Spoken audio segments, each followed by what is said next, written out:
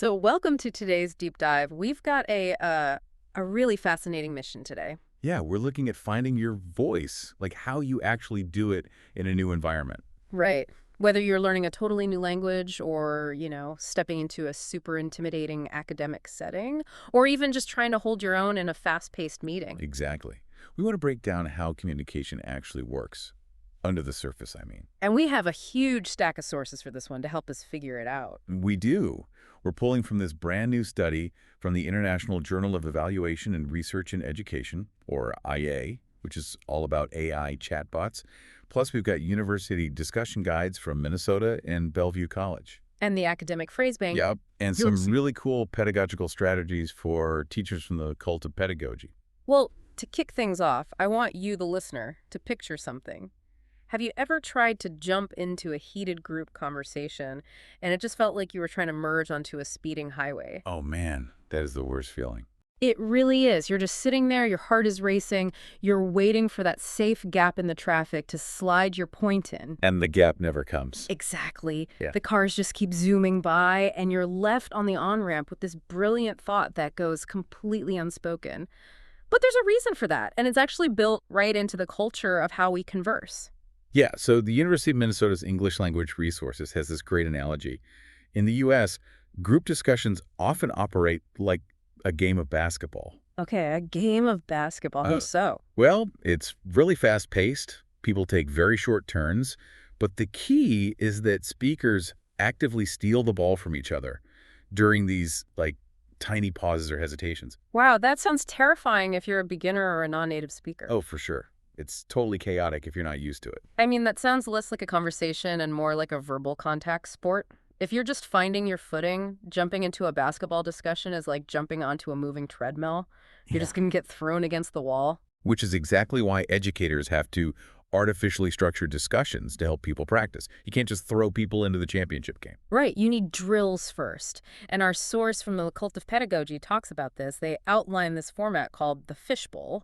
Ah, the fishbowl is great. Yeah, so basically two people talk in the center, literally in the fishbowl, and the rest of the room just observes and takes notes. It completely removes the anxiety. You don't have to worry about stealing the ball. Your brain is freed up to just watch how the game is played. Exactly. Or they use concentric circles, which is kind of like speed dating for conversations. You just rotate partners and talk for a few minutes. And if we look at the Wida Socratic Seminar Guide, they take it a step further. They actually give students colored shapes to hold. Wait, colored shapes? Yeah, like red and blue shapes are for beginners.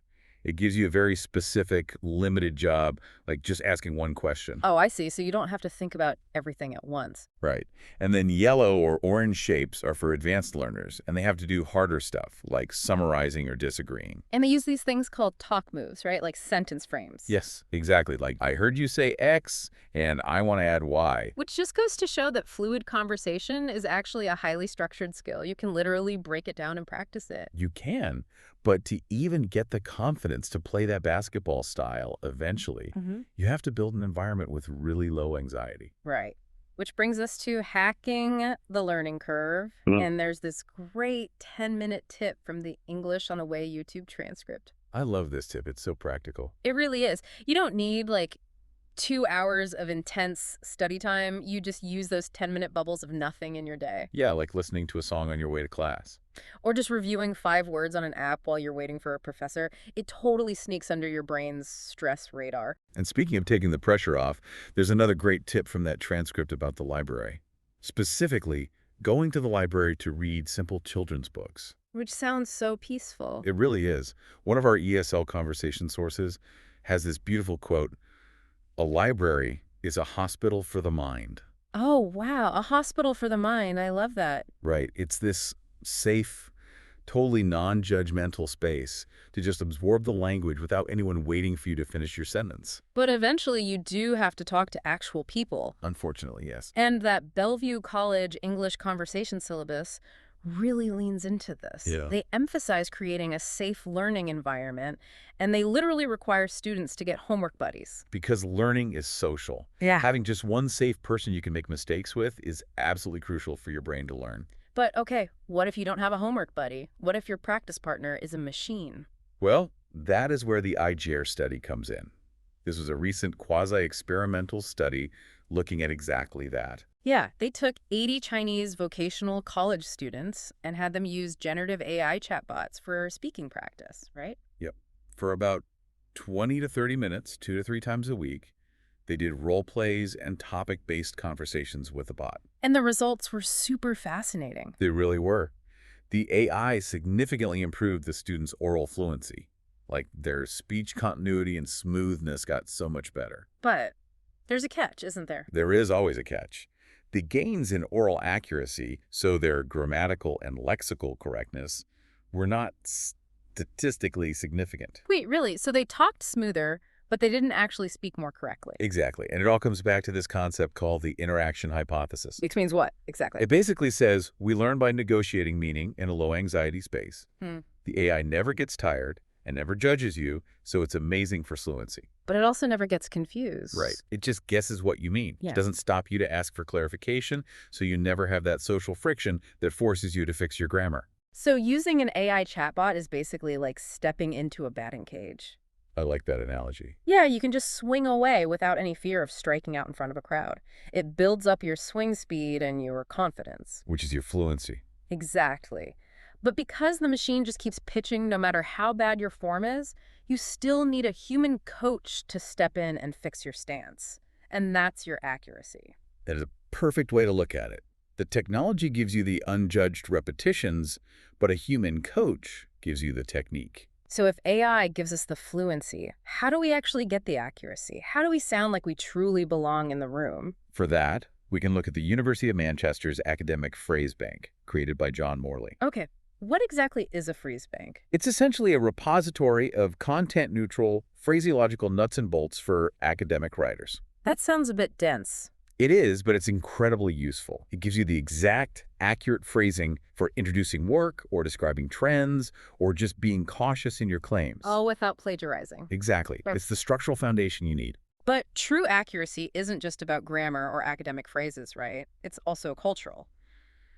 Which brings us to the 100 idioms source. Oh, idioms are huge.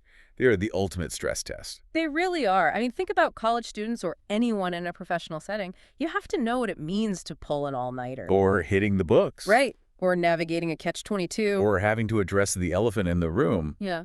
If you only possess textbook accuracy, idioms are completely baffling because they rely entirely on shared cultural context. And that's why this matters to you, the listener, whether you're prepping for a boardroom presentation or adapting to a new corporate culture or even just learning a new hobby. You need a dual approach. Yep. You need that batting cage practice to overcome the hesitation, and you need the phrase bank precision and those cultural idioms to actually sound credible. Mastering both is how you signal to the room that you actually belong there.